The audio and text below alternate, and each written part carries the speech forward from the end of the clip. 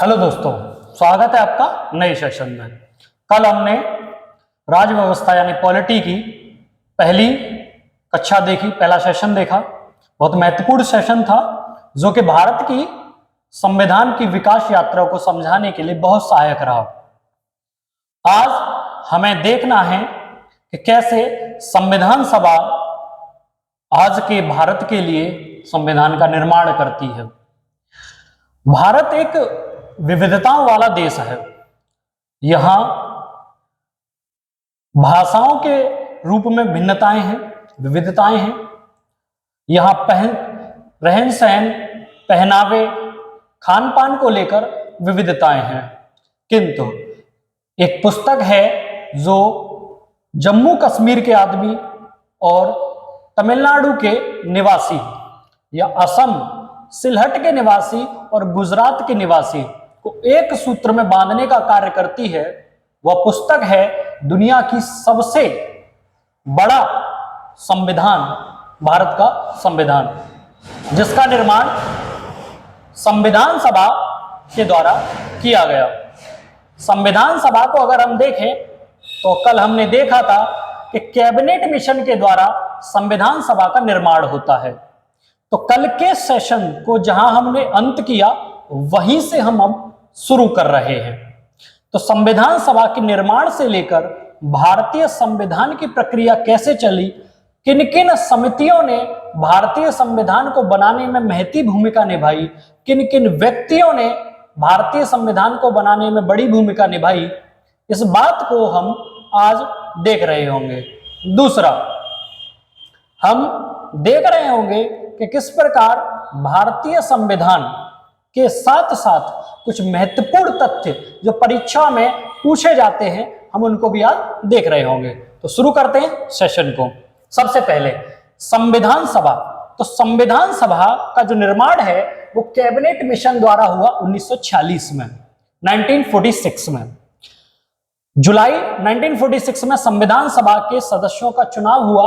उनका जो चुनाव हुआ था, हम कल देख रहे थे, प्रांतीय विधानसभाओं के सदस्यों द्वारा अप्रत्यक्ष चुनाव प्रणाली, इनडायरेक्ट इलेक्शन के द्वारा किया गया था। और प्रत्येक जन जो 10 लाख का जनसंख्या समूह था उस पर एक सदस्य की नियुक्ति की गई थी। संविधान सभा में अगर देखें तो जब यह संविधान सभा का निर्माण हो रहा है तब तक पाकिस्तान का निर्माण नहीं हुआ है। इस कारण मुस्लिम लीग भी संविधान सभा में शामिल थी। चुनाव होता है 296 सीटों के लिए, 296, और 93 सीटें राजा रजवाड़ों को यानी रियासतों को दी गई थी। वो अपने किसी भी प्रतिनिधि को रियासत की ओर से संविधान सभा में भेज सकते थे। यह राजाओं को अधिकार दिया गया। 296 सीटों के लिए चुनाव हुआ, जिसमें से 208 यानी 208 सीटों के लिए जीते कांग्रेस के सदस्य, 73 सदस्य मुस्लिम लीग के जीते और 15 सदस्य अन्य छोटी छोटी पार्टियों या निर्दलीय के तौर पर भी सामने आए। तो अगर हम देखें तो 296 सदस्य ब्रिटिश प्रांत से थे और 93 सदस्य भारतीय रियासतों से थे। इन सभी लोगों ने मिलकर भारतीय संविधान का निर्माण किया। किंतु बाद में जब 14 अगस्त और 15 अगस्त 1947 को दो देश बनते हैं, भारत और पाकिस्तान, और मुस्लिम लीग संविधान सभा से अलग हो जाती है, और उस 15 अगस्त के बाद जब अक्टूबर 1947 में बैठक होती है तो उसमें केवल 299 सदस्य रह जाते हैं। तो पाकिस्तान के बनने के बाद संविधान सभा की जो सदस्य संख्या थी वह रह गई 299। 10 लाख की जनसंख्या पर एक सदस्य था। कांग्रेस के 208 सदस्य जीते, मुस्लिम लीग के 73 और अन्य 15, जिसमें 15 महिलाएं भी कुल संविधान सभा में शामिल थी। यह प्रश्न पूछा जाता रहा है। संविधान सभा की बैठकों को देखें तो प्रथम बैठक हुई 9 दिसंबर 1946, 9 दिसंबर 1946 को। अध्यक्ष का चुनाव हुआ नहीं था, संविधान सभा के अध्यक्ष का चुनाव नहीं हुआ था। तो अस्थायी अध्यक्ष के रूप में सच्चिदानंद सिन्हा नॉन परमानेंट चेयरमैन के रूप में गद्दी पर आसीन हुए। तो सच्चिदानंद सिन्हा अस्थायी अध्यक्ष बने प्रथम बैठक में। द्वितीय बैठक 11 दिसंबर 1946 को हुई, 11 दिसंबर 1946 को हुई, जिसके महत्वपूर्ण बात यह थी कि इस बैठक में स्थायी अध्यक्ष के रूप में डॉक्टर राजेंद्र प्रसाद को चुना गया, जो देश के प्रथम राष्ट्रपति बने, और उपाध्यक्ष के रूप में एच.सी. मुखर्जी और संवैधानिक सलाहकार, यानी संविधान जो बन रहा था उसको एडवाइज कर रहे थे, कॉन्स्टिट्यूशन एडवाइजर जिसे माना जाता है। सबसे ज्यादा पूछा गया प्रश्न है ये संवैधानिक सलाहकार। तो संवैधानिक सलाहकार बने बी.एन. राव साहब। कौन बने? बी.एन. राव साहब। उसके बाद बैठक होती है 13 दिसंबर 1946 को। 13 दिसंबर 1946 की बैठक में जवाहरलाल नेहरू, जो देश के प्रथम प्रधानमंत्री बने, जवाहरलाल नेहरू ने उद्देश्य प्रस्ताव पटल पर, संविधान सभा के पटल पर रखा। उद्देश्य प्रस्ताव था क्या? उद्देश्य प्रस्ताव कांग्रेस के जो अधिवेशन हुए और भारत के जो भी राष्ट्रीय आंदोलन में नेता रहे उनके विचारों का एक दर्पण था। यानी कि जो सोच जो राष्ट्रीय आंदोलन के नेता देश के सामने रख रहे थे उसे उद्देश्य प्रस्ताव के रूप में पास किया गया, उसको संविधान सभा के पटल पर रखा गया। और यह उद्देश्य प्रस्ताव कहीं ना कहीं भारत की उद्देश्य का बना, प्रस्तावना, प्रेम्बल ऑफ कॉन्स्टिट्यूशन जब हम पढ़ते हैं तो उसमें उद्देश्य प्रस्ताव की झलक देखने को मिलती है। किसके द्वारा लाया गया था? जवाहरलाल नेहरू के द्वारा। कब लाया गया था? तो 13 दिसंबर 1946 को, जो पास हुआ संविधान सभा से 22 जनवरी 1947 को। तो वह 22 जनवरी 1947 को पास हुआ उद्देश्य प्रस्ताव। 29 अगस्त 1947 देश की आजादी के बाद संविधान सभा ने प्रारूप समिति का गठन किया, ड्राफ्टिंग कमेटी। ड्राफ्ट कमेटी का काम यह था कि वह संविधान का खाका तैयार करे। उस समय तक लगभग 60 देशों का संविधान बन चुका था। हमारे संविधान निर्माताओं ने 60 देशों के संविधान का अवलोकन करके हमारे संविधान को बनाने का कार्य किया। कई लोग कहते हैं कि संविधान, भारत का जो संविधान है वह उधार का थैला है। अगर आप एक बात समझें, आपके पास अगर आपको नोट्स बनाने हैं, मैं आपको ही बता रहा हूं क्योंकि आप प्रतियोगी परीक्षाओं के स्टूडेंट हैं, आपको अच्छे नोट्स बनाने हैं और आपके पास 4 बेस्ट बुक आपके सामने रखी हुई हैं, और दूसरा आपके पास एक बुक रखी हुई है और आपको बेस्ट छांटना है, और आपके पास समय भी है कि आप नोट्स में ज्यादा समय ले सकते हैं। तो आप नोट्स किससे बनाएंगे? एक बुक से, ऑर्डिनरी बुक से, या 4 बेस्ट बुक से आप उसका कंपाइलेशन लेंगे। अमूमन आप साफ कहेंगे कि हम एक बुक से नहीं बनाएंगे, हम 4 बुक से कंपाइलेशन के रूप में जो बेस्ट होगा उसे हम लेंगे, क्योंकि परीक्षा में प्रश्न कहीं से भी बन सकता है। उसी प्रकार जब भारत के संविधान निर्माताओं ने इस बात को देखा तो उन्होंने देखा कि सभी देशों के संविधान की जो विशेषताएं हैं और भारत के लिए उपयोगी कौन सी है, वह विशेषता भारतीय संविधान में होनी चाहिए। इसलिए उन्होंने विदेशों में जो संविधान बने उनका अवलोकन करके भारतीय संविधान में जो विशेषताएं महत्वपूर्ण हैं और भारत के लिए उपयोगी हैं, उन विशेषताओं को भारतीय संविधान में रखा।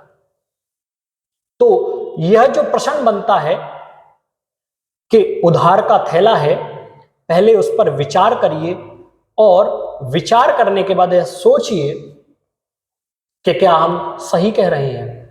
तो यह बात जो है ना कि उधार का थैला है, यह बात हवाई हो सकती है या फिर कहें सतही हो सकती है।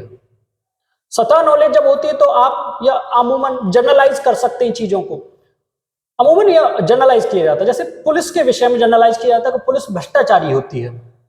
अगर सारी पुलिस भ्रष्टाचारी होती है तो रात के 2 बजे जब ठंड होती है, जब आप अपने आराम से बाहर निकलना पसंद नहीं करते, रात के 2 बजे कोई पुलिस वाला रोड पर गश्त दे रहा होता है इस बात को लेकर कि नागरिकों को कोई परेशानी ना हो।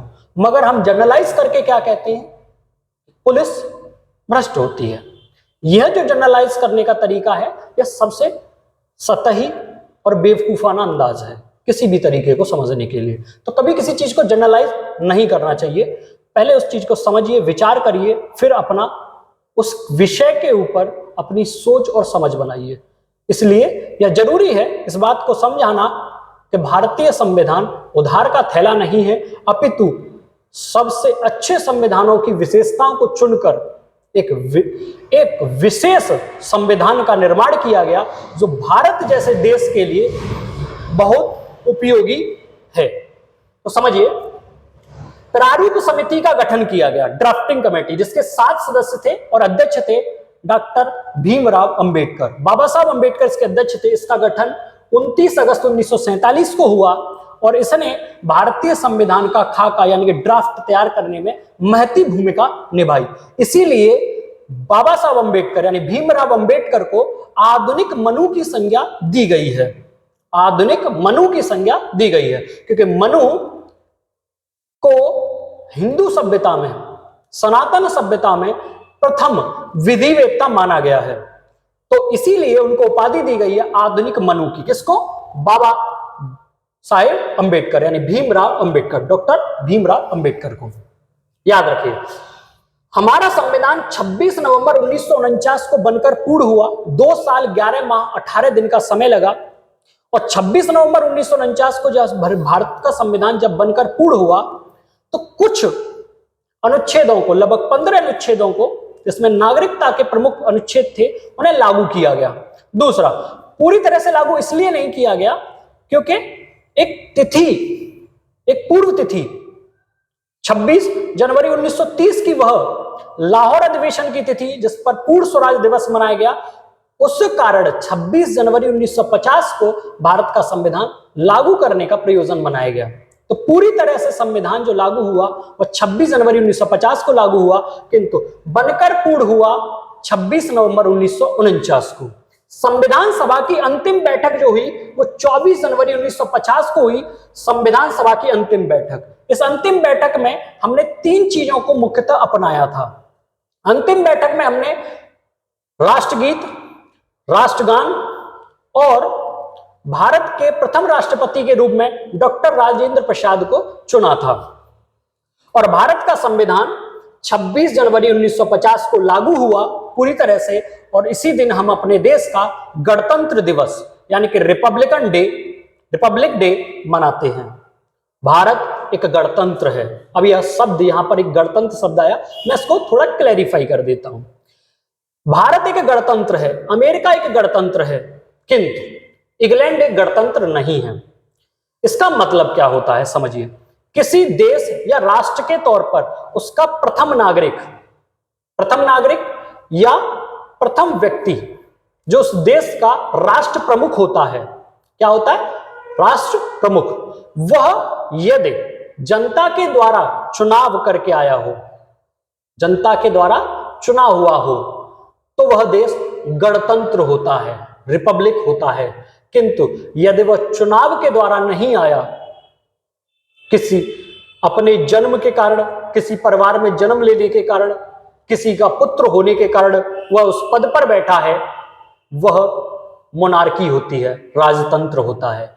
तो भारत में राष्ट्रपति का चुनाव अप्रत्यक्ष चुनाव प्रणाली के द्वारा होता है, यानी कि राष्ट्रपति चुनाव द्वारा आता है। अमेरिका में भी राष्ट्रपति चुनाव के द्वारा आता है। यहां पर राष्ट्रपति का पुत्र राष्ट्रपति नहीं बनता है, जबकि इंग्लैंड में राजतंत्र है और वहां राष्ट्रपति के पद के स्थान पर क्राउन है, यानी वहां का ताज, राजशाही है। वहां आपने अमूमन देखा होगा या तो कोई राजा वहां पर राष्ट्र प्रमुख है या कोई रानी। अभी वहां की रानी का मृत्यु हुई, देहांत हुआ, तो उनके पुत्र अब वहां पर राजा बने हैं, वह इंग्लैंड के राष्ट्र प्रमुख हैं। समझ गया? तो गणतंत्र क्या होता है समझ में आ गया आपके? लोकतंत्र है इंग्लैंड में, वहां का प्रधानमंत्री जनता द्वारा चुना हुआ है, किंतु वहां का राष्ट्र प्रमुख राजतंत्र के द्वारा आता है। तो इसे क्या कहेंगे? इसे कहेंगे राजतांत्रिक लोकतंत्र। समझा? आधा राजतंत्र आधा लोकतंत्र, जबकि भारत एक लोकतांत्रिक और गणतांत्रिक राष्ट्र है। आगे समझते हैं। संविधान को बनाने में कई सारी समितियों का निर्माण भी किया गया और कई सारी समितियों का सहयोग लिया गया। तो जो प्रमुख समितियां हैं वह मैंने यहां समझाई हैं। सबसे पहले देखें नियम समिति तथा संचालन समिति। नियम, संविधान सभा में जो नियम बनने थे या संचालन किस प्रकार होना है संविधान सभा का, उस समिति के अध्यक्ष बने डॉक्टर राजेंद्र प्रसाद। दूसरा संघ संविधान समिति, संघ संविधान समिति तथा संघ शक्ति समिति के अध्यक्ष बने जवाहरलाल नेहरू जी। संघ के प्रधानमंत्री के रूप में यही बनने थे, तो संविधान के भी नेता यही बने और शक्ति के नेता भी यही बने। तो संघ संविधान समिति और संघ शक्ति समिति के अध्यक्ष बने जवाहरलाल नेहरू। प्रांतीय संविधान समिति, प्रांतीय संविधान समिति, प्रांतों के लिए संविधान समिति तथा सलाहकार समिति, जिसमें दो उप समितियां शामिल थी, अल्पसंख्यक उप समिति और मूल अधिकार उप समिति। इसके अध्यक्ष बने सरदार वल्लभ भाई पटेल। प्रारूप समिति, इसको हम पढ़ चुके हैं, 7 सदस्यीय अध्यक्ष थे डॉक्टर भीमराव अंबेडकर। इसका गठन 29 अगस्त 1947 को हुआ। तो प्रारूप समिति के अध्यक्ष कौन थे? डॉक्टर भीमराव अंबेडकर। जब 26 नवंबर 1949 को भारत का संविधान बनकर पूर्ण हुआ, तो उस समय मूल संविधान में 22 भाग थे, 8 अनुसूचियां थी और अनुच्छेद 395 थे। वर्तमान में देखें तो कुछ बदलाव हुआ है। भागों की संख्या लास्ट नंबर तो 22 है, मगर कुल 25 भाग हैं। अनुसूचियां 12 हो चुकी हैं और अनुच्छेद अगर देखें तो 450 प्लस अनुच्छेद हो चुके हैं वर्तमान में, अगर हम संशोधन के बाद देखें। संविधान से जुड़े महत्वपूर्ण तथ्यों को अगर हम देखें तो संविधान का निर्माण 2 वर्ष 11 माह 18 दिन में हुआ। 2 वर्ष 11 माह 18 दिन। और संविधान निर्माण के दौरान 11 अधिवेशन हुए थे। 11 अधिवेशनों को बुलाया गया था। संविधान के प्रारूप पर 114 दिन चर्चा हुई थी। जब भी कोई कानून आता है, कानून आप समझ रहे, कानून जब भी आता है पटल पर तो उसे विधेयक बोलते हैं, बिल। और जब वो पास हो जाता है, आप वर्तमान स्वरूप में देखें तो उसको आगे हम पॉलिटी कक्षाओं में देख रहे होंगे कि जब लोकसभा या राज्यसभा के पटल पर कोई कानून रखा जाता है तो उसे विधेयक बोलते हैं। जब राज्यसभा, लोकसभा और राष्ट्रपति द्वारा हस्ताक्षरित हो जाता है तो उसे कानून या अधिनियम, एक्ट कहते हैं। तो जो भी बिल आता है, जो भी बिल विधेयक आता है, वह 3 स्तर पर आता है। प्रथम चरण, द्वितीय चरण और तृतीय चरण। प्रथम चरण में केवल वह जो बिल है वह सदस्यों के सामने रखा जाता है समझने के लिए। दूसरे चरण में उसमें चर्चा होती है, क्या इसमें ठीक है और क्या इसमें गलत हो सकता है, बदलाव का क्या चांस है, तो वो बहस का बिंदु होता है। तीसरे चरण में उस विधेयक को उस रूप में प्रदर्शित किया जाता है जिस रूप में उसे पास करना है, चेंजेस होने के बाद या नहीं चेंजेस होने के बाद। यानी कि तीसरे चरण में कोई चेंज नहीं होता है, केवल उस पर वोटिंग होती है। तो संविधान जो प्रारूप बना, उस प्रारूप पर 114 दिन चर्चा हुई और उसके अलग अलग वॉल्यूम आज भी मार्केट में अवेलेबल है, आप पढ़ सकते हैं, देख सकते हैं। पाकिस्तान 14 अगस्त 1947 को बना तो संविधान सभा में विभाजन हो गया और संविधान सभा में जो विभाजन हुआ उसमें अगर हम देखें तो सदस्य संख्या संविधान सभा की वो कुल कितनी रह गई? 299 और पहले कितने थे? 389, 299 रह गई। संविधान निर्माण के समय जो संविधान निर्माण हुआ तो 26 नवंबर 1949 को 284 सदस्यों ने संविधान निर्माण पर या संविधान पर अपने हस्ताक्षर किए इस गवाही के रूप में कि यह संविधान हमने स्वयं बनाया है अपने लोगों के लिए। भारत के संविधान जब बन रहा था उसी दौर में हमने 22 जुलाई 1947 को अपना राष्ट्रीय ध्वज तिरंगा को चुना। तो हमने तिरंगे को कब चुना, राष्ट्रीय ध्वज को कब चुना? तो 22 जुलाई 1947 को। 24 जनवरी 1950 इस अंतिम बैठक में, संविधान सभा की अंतिम बैठक थी, अंतिम बैठक में हमने कुछ महत्वपूर्ण फैसले लिए जिसमें 24 जनवरी 1950 को राष्ट्रगान क्या है हमारा? जन गण मन। किसने लिखा है? तो यह रविन्द्रनाथ टैगोर ने लिखा है। दूसरा, राष्ट्रगीत क्या है? वंदे मातरम। किसने लिखा है? बंकिम चंद्र चटर्जी ने। किस पुस्तक से लिया गया है? तो आनंद मठ से। 24 जनवरी 1950 को हमने डॉक्टर राजेंद्र प्रसाद को प्रथम राष्ट्रपति के रूप में चुना और वह देश के प्रथम राष्ट्रपति रहे और लंबे समय तक वह भारत के राष्ट्र प्रमुख के रूप में अपनी सेवाएं देते रहे। तो यह जो सेशन था वह संविधान सभा को लेकर था। अगला जो सेशन हम देखेंगे वह संविधान के स्रोतों को लेकर देखेंगे, क्या विशेषताएं कहां से कैसे हमने ली है। दूसरा, उस समय की अंतरिम सरकार जवाहरलाल नेहरू जी की सरकार किस प्रकार चली, उसको भी हम अगले सेशन में देख रहे होंगे।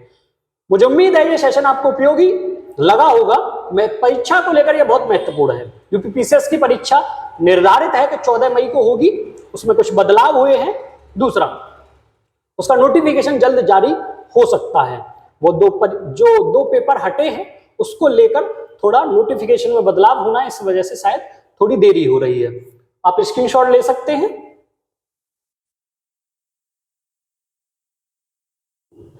मिलते हैं नेक्स्ट सेशन में। प्लीज लाइक करिए, सब्सक्राइब करिए और जितना ज्यादा हो सकता है तो शेयर करिए। नमस्कार।